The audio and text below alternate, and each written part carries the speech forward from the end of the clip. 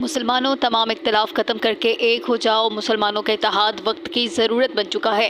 तुर्क सदर तैयब उर्दवान का इस्तांबुल में OIC वज़राए खारजा से खिताब। इजलास में ईरान और गज़ा पर जाहरियत नाकाबिल कबूल।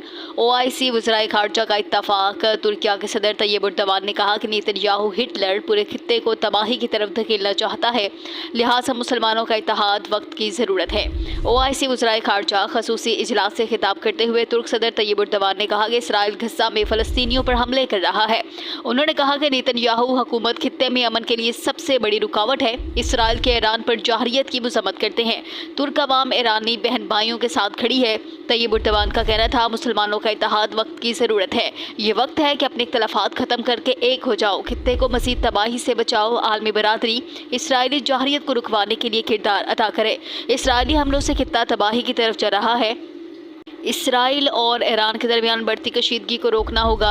ईरानी वज़ीर ख़ारजा अब्बास अराग़ची OIC इजलास में शरीक हैं, जबकि इजलास में मुख्तलिफ ममालिक के 40 से ज़ायद सफारतकार शिरकत कर रहे हैं। इजलास में नायब वज़ीर आज़म इसहाक़ डार पाकिस्तान की नुमाइंदगी कर रहे हैं।